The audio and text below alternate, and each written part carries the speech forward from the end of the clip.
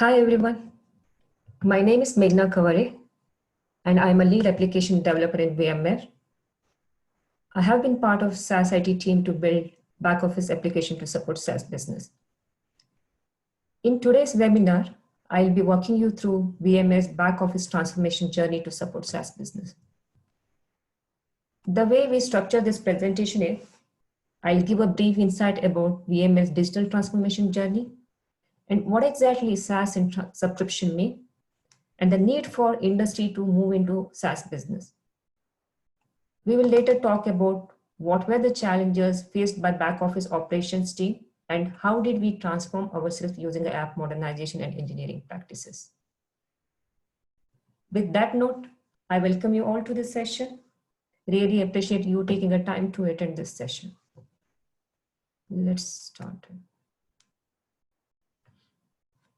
If you see the digital transformation journey in VMware, in fact, we have been focused on driving digital transformation at VMware for a long time now. If I need to mention some of the key milestones would be, in the year 2012, we created a private cloud called OneCloud. This was a large-scale VMware private cloud with a focus on lowering infrastructure cost and increasing the agility. And later in 2014, we implemented 100% virtualization on OneCloud. Also, in the year 2015, we did a major investment to upgrade this network. In the year 2016, we migrated on-premises collaboration tools like Exchange, SharePoint into Office 365 and OneDrive on OneCloud. It really helped us to reduce cost and increase resiliency. In the same year, we started our mobile-first digital transformation journey with the application called BAPro, and later we also introduced persona-based application like Executive Pulse and Salesforce, which really helped us to increase the productivity of employees and the business functions. In between 2017 to 2018, we introduced a single sign-on experience which allowed one login access to multiple applications without any additional credentials. And all this application can be accessed on any device anywhere at any time. In the recent year 2019, we had a major CPQ rollout. We built a modern CPQ platform on cloud native architecture hosted on multi-cloud to support different route to markets. And then comes the SaaS building back office transformation. Here we built next generation SaaS building platform using cloud native application and also introduce a scalable billing engine. In today's session, we'll be talking in detail about the SaaS transformation journey. If you see, the journey continues to go on with more automation and transformation. Before I start my discussion on SaaS transformation journey, I just want to make sure we understand what SaaS and subscription really mean and how is it different from on-premises or perpetual model. In simple words, SaaS and on-premises is a software delivery model in which it shows exactly how software is delivered and consumed by the customer. In on-premises model, customer would be responsible for purchasing, installing, managing, and upgrading the software on their own to use the product. And the product would be installed on customer's own infrastructure and maintaining would be handled by the customer. However, in SaaS model, all this provisioning, managing software would be handled by the provider and customer can use this software over internet anywhere and anytime. Let's go and understand what is subscription mean. Similarly, subscription is a business model in which customer will be paying recurring price at a regular interval to have access to the service or product. And in the perpetual model, customer would pay upfront and have lifetime access or a defined duration access to that product. I want to call out one main important thing here is not all subscription is SaaS. What I meant by that is customer can pay even for on-premises software using subscription model. Let's understand why subscription is future to success. What is the need for subscription? If you see in today's marketplace, it's completely driven by the customer. To stay relevant in business, it is very important to know who our customers are, what are their needs, and most importantly, build relationship with customers. Customers today have a new, or I would say different set of expectations. If you see in the old world, we call it as a product-based economy. It was all about things: acquiring a new customer, shipping licenses, building one-time transactions. But in this new era, it's all about relationship, I would say. More and more customers are becoming subscribers because they are liking that subscription experience. And today's customers prefer usership or I would say experience over ownership. And they do not want to have the hassle of managing, maintaining the product rather than they just want to have the experience. Netflix is a classic example for transitioning from the product-based company to SaaS company. Let me just ask this question. How many of us today prefer watching movies or shows on Netflix rather than buying CDs or cassettes? Imagine every time if you have to go to a movie, you have to go to a video store to buy a CDs if the new movie is released. I do not think any of us want to do that anymore. Also, the choices, options, and the experience user get cannot be achieved by owning the stuff. One of the industry-led reports says it is expected to have 73% of the companies will be running entirely on SaaS by 2020. And VMware is no exception for this transformation. Let's see what are the different business models VMware runs on. VMware is running two businesses simultaneously. VMware has been key player in developing, marketing, selling on-premises software for over 20 plus years. In the same time, VMware is transforming to deliver multi-cloud solution and offer services using subscription model. We cannot 360-degree transform ourselves as a SaaS company because we still have customers who wants to continue using on-premises software. And VMware will continue to offer both on-prem and SaaS based on the customer needs. However, our goal is to drive more and more revenue from the SaaS business. With this company goal and vision in mind, it was very critical for us to check if we have the right operational capability to support SaaS business. So what were those challenges in back office delivery model which needed transformation to support SaaS? The very first thing I would say is complex business processes, which are constrained or which are structured in a way for our perpetual business. During our initial launch of the SaaS services, we experienced many of these business processes have a high latency, unnecessarily complex, and not scalable for SaaS. Same goes with the business standards. Lack of business standards on the SaaS offerings was making it difficult to build right operational capabilities. And as we know, SaaS is all about customer experience. It is not like in traditional business, customer would reach out to us only when if there is an upgrades or support needed. In the SaaS world, it's a 24/7 support, and relevant channels have to be available for customer to reach out to us. And this has to be a unified experience. We cannot have a fragmented user experience. Then comes the legacy tech stacks, which we call it nowadays as a monolithic applications in which all the components or all the services are bundled and deployed as one application. This has its own set of challenges or the problems which we'll discuss later in this session. And all these were contributing to slower time to market. And we were not able to reach the market with the new and upgraded offerings as fast as we can.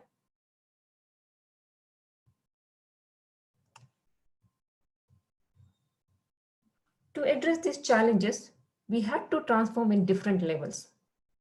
Some of the key important areas which we as a team focus to drive the transformation is these four key pillars. The very first thing is setting up a right and industry specific business standards, which is the key foundation for any business to operate. And then comes the architecture part. We call it as an evolutionary architecture and domain-driven design principle, which helped us to provide the guidelines and the framework to build, manage, and incremental non-breaking changes. Then goes to delivery culture. Moving from traditional delivery model to pod-based model along with the CI/CD practices helped us to bring the agility to deliver the features or the capabilities. And let's now, the last one but not the least, the critical pillar was app modernization. Modern app means adopting to microservices and cloud native application, which results into high available, scalable, and resilient application. That was very important for us to support SaaS business. Let's go in detail in each of these pillars and understand what does it really mean. The very first one, business standards. Defining end-to-end business standards across VMware portfolio of SaaS services helped us to streamline back office processes. We broadly categorize these business standards into three categories. The very first one, what are those standards to be followed for product as a product component? Who are our target audience? And how do we package and price it? In the first one, in the product component, it has key parameters like what are the different offering types? What is the maturity of the service? Do we provide trial version, whether it's a free or paid version? All these key parameters were contributing in the components of the product. Then the next standard on the target audience, what are those market segments we reach out to?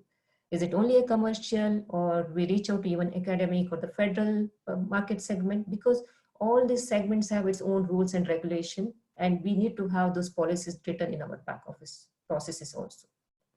Then what are the route to market? Do we only allow direct sales, or we have one tier, two tier models? Those were the parameters which was available as a target audience section. Then the product packaging. How do we package our product? How do we price it? How do we calculate the on-demand usage? Where do we capture it? How is that metering happens? What are the billing frequencies? What are the payment method we allow for customer to transact with us? So these parameters were contributing into product packaging. We knew these were the standards. Based on that, we can build our back office applications too. So this was one of the major transformation we did as part of our journey. Then next goes to evolutionary architecture. So evolutionary architecture works on a key principle to build an incremental change-friendly application compared to difficult to change later application. The key characteristics of this architecture patterns are, for the first one being modularity and coupling. This is mainly about how do we separate the components or the services with a well-defined boundary using domain-driven design principles. When we built application using this principle, it was really helpful for us to push the changes to production without much dependency on the entire ecosystem. And also these services were organized around business capabilities rather than the technical layers. This was very different from traditional service-oriented architecture, which is primarily partitioned along technical layers. Then comes the experimentation part. We were able to deploy the newer version of the service or route the traffic to the new version only for the limited user and test the stability of the service. And later we can sunset the older version over the period. There were also a couple of key principles which we followed as a team when we are building an application using evolutionary architecture. The one being fitness function fit. For example, when we develop a system or solution, we need to first understand how our target system would look like or behave like, because some system may need high availability and some may need building application with a tight security and some may be needed better throughput or speed. This fitness function fit allows us to upfront think on this consideration while building the application. If you the next important one is last responsible moment. What does it mean is, if you remember in the traditional architecture model, most of the decisions were taken well before in the execution cycle. And not many times it was iterated again in the execution. However, in the evolutionary architecture, the decisions like tech stacks, communication channels, specific tools were taken at the last responsible moment, which help to make the right decisions based on the current situation.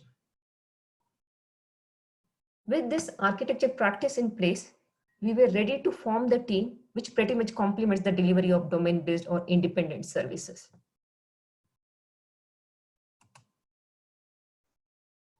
Let's talk about what are domain-based pods.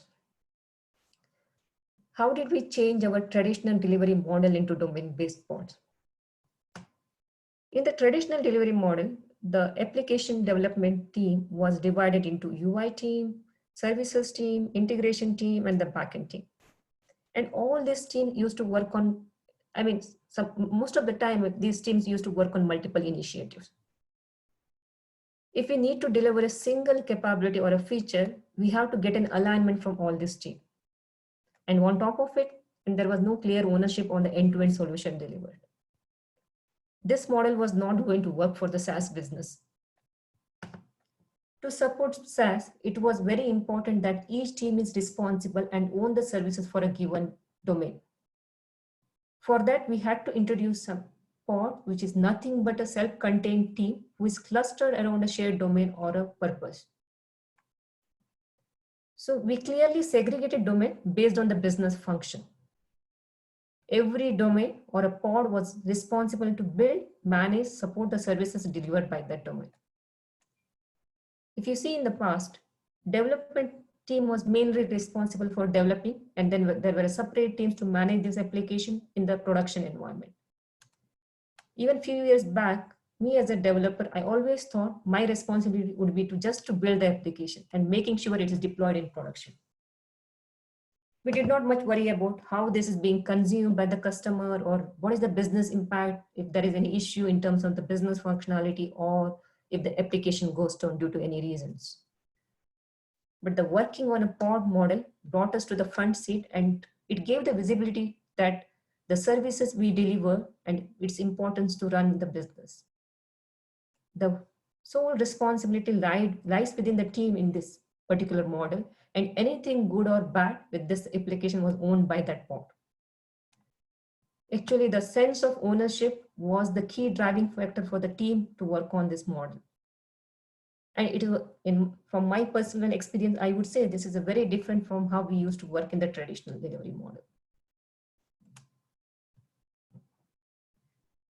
This is how the SaaS IT team will look like. The way we formed the SaaS IT team. If you see, different pods were formed based on the domain or the business function, which I just mentioned earlier. And all these pods were led by experience and the architecture team. And the team consists of product owner, service owner, full stack engineers, QV, who can independently deliver and be responsible for the services managed by their pod. A product owner basically works with the business, creates the backlog for that particular domain, what are the critical features has to be developed, and the service owner manages, develops those services along with the team, and the engineers who works on those applications and support these applications. Let me give an example. Let's say we created a pod called payments. Then anything related to payments, whether setting up a payment methods for a given customer or charging the customer accurately based on the monthly or annual bills using the payment method set for that customer, was the responsibility of that pod. They develop, they package, they deploy and manage the services in production. Also, the communication between these pods was strictly API based. What that means, no sharing of data using direct access.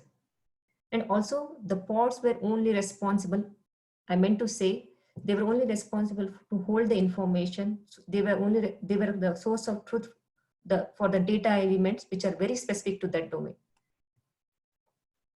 We had to come up with this model when we say if we are ready to support SaaS business, where availability, resiliency, and experience was a key to success.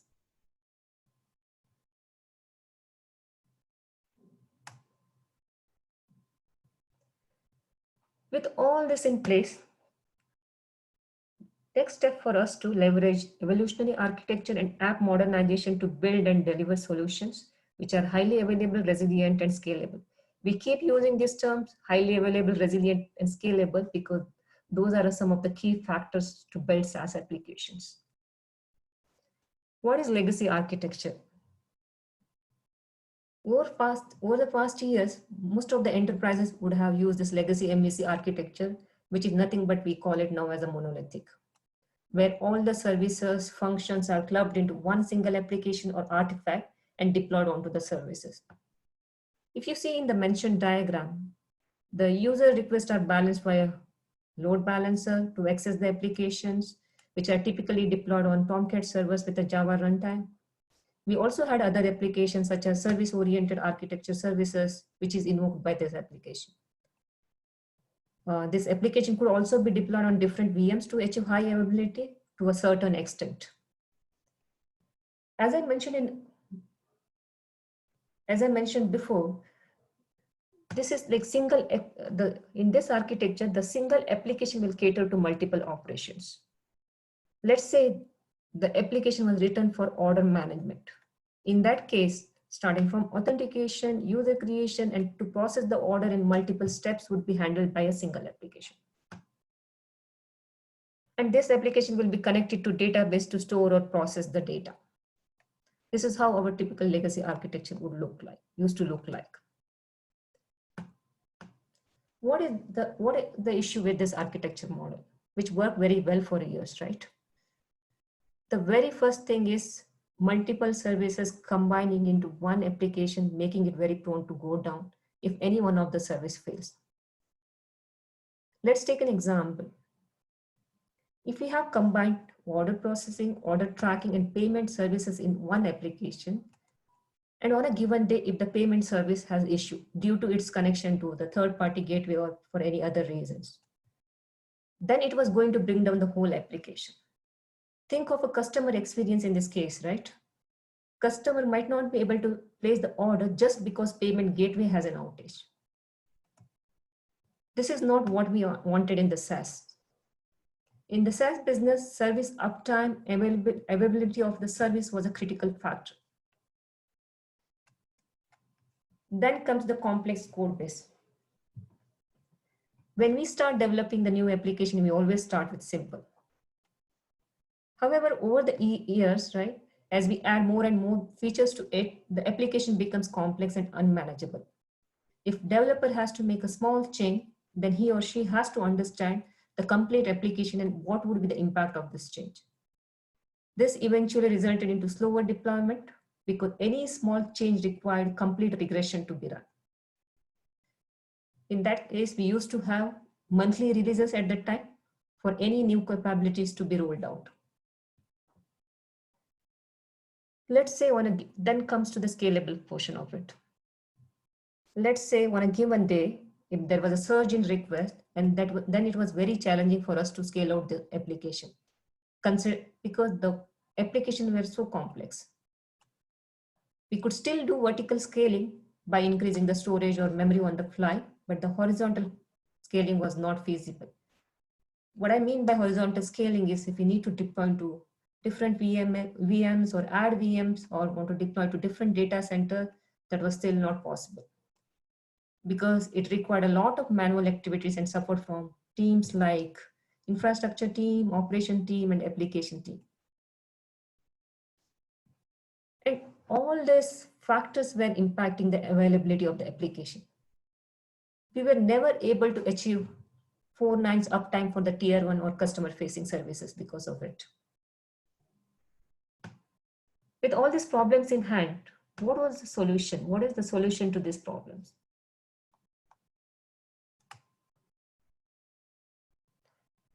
Then comes the need for modern application. So modern application was on a simple principle of creating a small, self-composed independent service which can exist, operate independently. These will be loosely coupled and can exist by its own. And the developers can build, test, and deploy it without any dependency.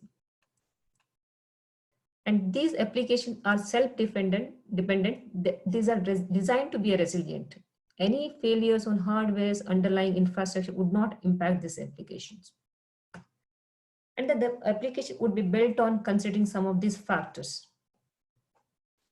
And as we are saying that these applications are agnostic to underlying infrastructure or operating systems, it can be deployed on different data centers or multiple clouds. With this faster development and testing cycle, and with a flexible platform, we could have a frequent releases. The release frequency gradually decreased from months to weeks and weeks to days. And the infrastructure and application was immutable. That means any upgrades on the application is nothing but it's a new version of the application. It's deployed as a new version of the applications.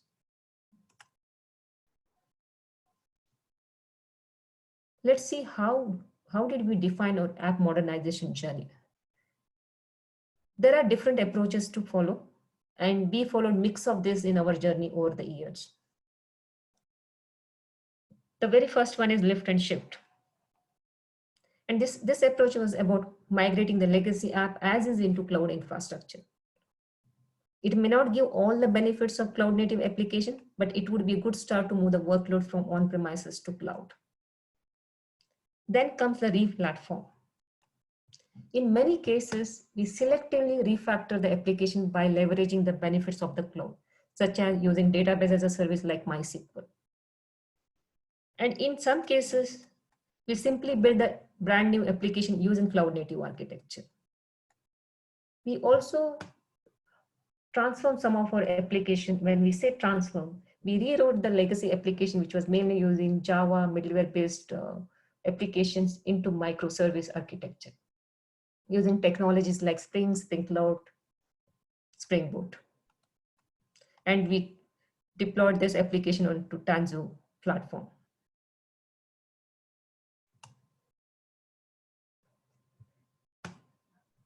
Let's look into our journey as a SaaS IT team in the app modernization space.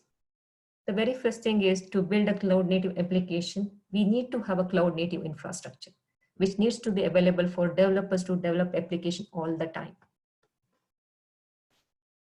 And Tanzu application services and Tanzu Kubernetes Grid was used as a platform to deploy the critical applications. We started our journey with building Spring applications and Spring Boot services, which was deployed initially on the VMs. But the task provide or the Tanzu application provided runtime environment to run the Spring application, and we could easily migrate, I would say, refactor this application into Tanzu platform. And we had the flexibility to deploy application on multiple data centers. In our case, we had 2 data centers in which platform was available, and we could deploy this application on these DCs, data centers. Also, Tanzu application services provided support for Spring Cloud services like discovery of the service, maintaining configuration as a config server outside of the artifact, and circuit breaker to handle failures gracefully. And it also have this flexibility to scale in and out based on either number of requests or the CPU utilizations and few other parameters. And this scaling or this horizontal scaling was handled by configuration, and manual intervention was not needed. And system was automatically able to scale out based on the parameter setup and scales in back to the original configuration whenever the utilization comes back to the normal. Also, Tanzu application services comes with a lot of metrics monitoring. We have metrics collected and integrated with the tools like VFront. Also, it comes with the support to marketplace services like marketplace services, which we can integrate in our application using service brokers. Some of the examples we predominantly use is database as a service, where developer can spin up their own instance or database like MySQL and start using it. You can relate to the days when spinning up a database instance was kind of a task of multiple weeks and needed efforts from or involvement from different teams. How this is simplified in modern application. It was just a command where we can spin up the database instance for you to work. With all this in place, it was very easy for us to migrate, I would say refactor the critical application on the task platform for SaaS applications.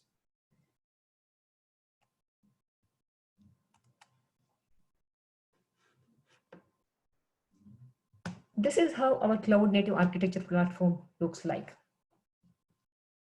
If you see, we have our application running in 2 data center. Outside of our network, user requests come through content delivery network. It could be Incapsula, Akamai, any of yours or your company's choice. And then we have a LTMs in external firewall zone. The Nginx reverse proxy is set up at the DMZ layer. Within the company internal network firewall, we have NSX Edge, which serves as a gateway, and we also had NSX load balancer. If you see Tanzu application services and Tanzu Kubernetes Grid is deployed on the VCF VMware Cloud Foundation. And the application can be set as active in both the data centers or active passive based on the business criticality of the service. And this was completely managed and orchestrated by the configurations.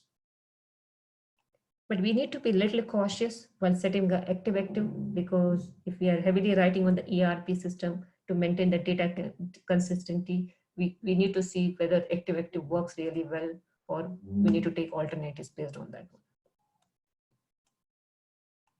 As I mentioned in SaaS IT, we have both these setups based on the business requirement or the nature of the services. For example, all the traffic, let's say that we have an active setup for a given application. All the traffic was primarily routed to the primary data center. But if there is any failure in this data center, for example, the business applications service is down, then the traffic was able to auto switch out to the secondary data center. And that setup was done in every layer, not on just the application. We were able to switch over to secondary data center, either in gateway layer, either in the proxy layer. For example, if the proxy is not available in the primary data center, we were able to route that traffic to the secondary data center. And we followed GTM DNS-based auto failure mechanism to kind of route the traffic to other data center. And in the right-hand side, if you see, we have a separate management stack, which is again a set of VMware products. We use vRealize Log Insight for logging, aggregation, and streaming. VROps for monitoring the services, and then we have a vRealize code stream for a deployment pipeline for our CI/CD. And we use vRealize automation for provisioning the system. And the one more important thing is the observability of all this system, be it applications, platform, hardware, infrastructure, was monitored by Wavefront, which we call it as a Tanzu observability. One thing to call out here is, if we have this architecture platform, it doesn't mean that we have the applications which are resilient and highly available. For that, we have to make sure that we need to develop application using a cloud native design principle. Making sure, the very first thing is making sure services are created as granular as possible and loosely coupled and work independently. The next thing is communication between the services, which should be properly configured with the required retry mechanism. Also setting up a common logging patterns, which helped us to debug issues efficiently. Some of the other patterns we predominantly use is maintaining a configuration as a service outside of the artifact, which really helped us to avoid configuration drifts, right? If someone goes and manually updates the application, it was very difficult to track it. With having a centralized configuration service, avoids such kind of issues. Also configuring the discovery service with the peer awareness for the high availability. These are some of the principles we kind of followed as a design principle when we are designing or developing the cloud native application. And we also followed a practice to have three instances of each application in every data center to have enough redundancy for basically tier 1 and customer facing services. Also, the platform provided services like database as a service was set up as a multi-data center and multi-node system so that the database itself is a resilient. So even, sorry.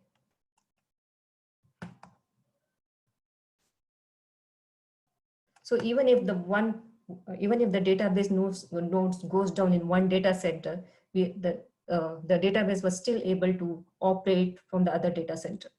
So that clearly gave the resilience which we needed as for the database.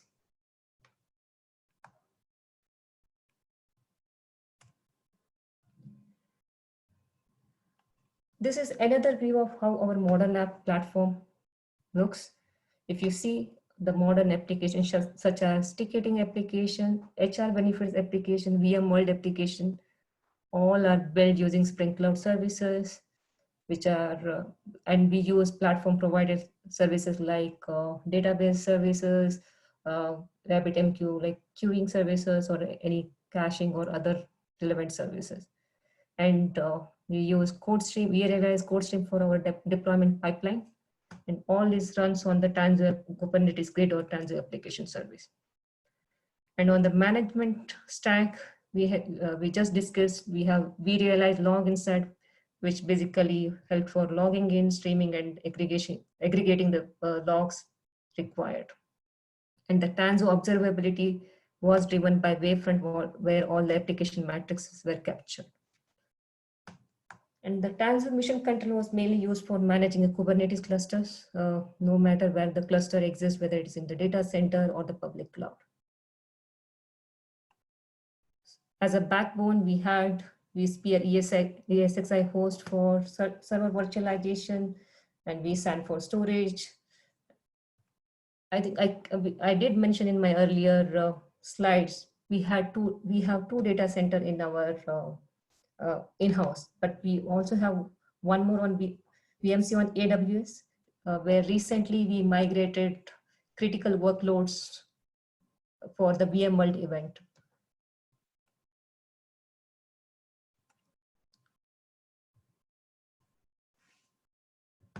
With all this in place, we need to have the agility to reach the market, which is very important. We wanted to have a practice where we can deliver to production as and when needed, right? For that, we needed DevOps. In initial days, if you remember, we used to work in silos.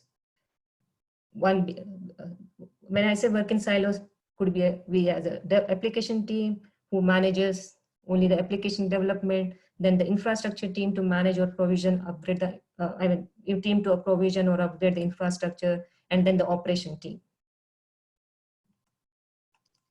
And the alignment between all these teams were very essential for us to push or move any application into higher instance. And this was causing a delay in every cycle of the application delivery. Because most of the time, application team wasn't aware of the infrastructure changes, and same goes with the other side of it. And I still remember the days where we used to have a different instance path for every monthly releases. To bring up a single instance with a production-like copy was a couple of weeks effort, that also from the multiple team. And team has to support code mergers, configuration issues in each of these instances. And trust me, it was never ending activity. With DevOps, in which the development team and the operation team worked as a single unit, and following CI/CD practices really helped us to address some of these pain points. In the CI, continuous integration, which is nothing but, which is all about the development code, right? How do we build that? How do we develop it? How do we build and test it using automation? When developer develop the code and push it to higher instance through the pipelines, it should be tested and certified using automation. There should not be, again, a manual intervention to certify this one. Then comes the continuous deployment. It's mainly about how do you stage and deploy the code as and when ready using a deployment automation tool. With these practices in place, we are able to do 2 releases in a day now. And when we say 2 releases in a day, in this window, we deliver n number of features. One thing we need to understand is DevOps is not just about having the tools and technologies to support. It's mainly about the culture and the team mindset shift, right? Where we move into a model where individuals can work as a single team to support our customer needs. So DevOps mainly works with a motto saying that it is like deploy whenever it is ready. And we will be having production look like code in our CI/CD. So we are confident that whatever we are delivering to production, it is being deployed and tested on production look like environment. Because of this, we were able to reach to the markets where the more often than how we used to do earlier.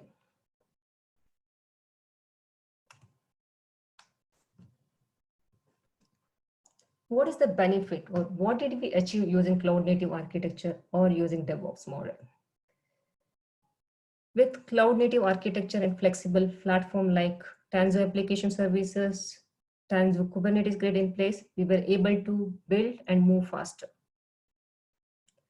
So because in this model, we as a development team need not worry about underlying platform or infrastructure components and only can concentrate on building a better software. Also, we had DevOps team and the platform operation team to support continuous integration and the deployment. All this team works seamlessly to achieve or build a better software faster.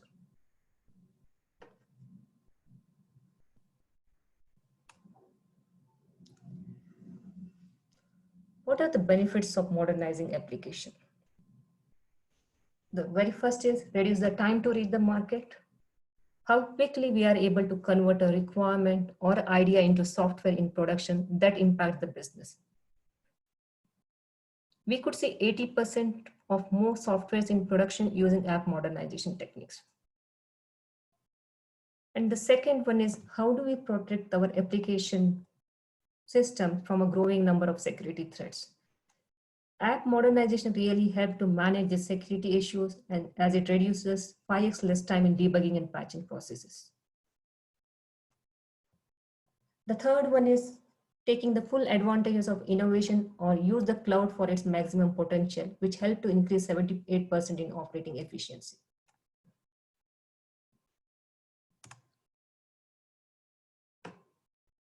To conclude this session, let's recap or have a quick view on the key takeaways of this session.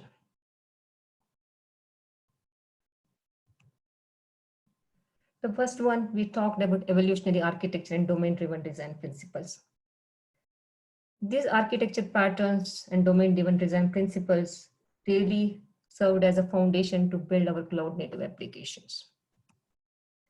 Then we talked about how did we move from monolithic application into cloud-native application. How did we re-architect? So we talked about the different approaches which really helped us to build those high available, resilient, and scalable applications. Then the engineering practices and forming a domain-based pod team. How did that self-contained team ensure that the services being offered by that particular domain has been supported and owned by the team?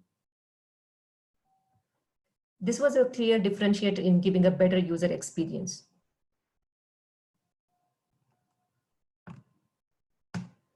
Last but not the least, DevOps culture and CI/CD practices.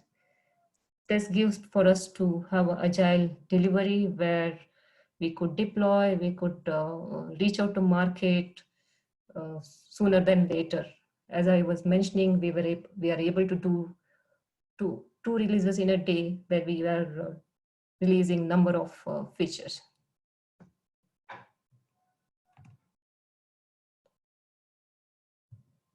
So these are some of our VMware and VMware program resources. You can reach out to us VMW and VMW@vmware.com. You can either go to blogs.vmware.com or our company website to know or read more about these programs. Also, you can reach out on our Twitter handle.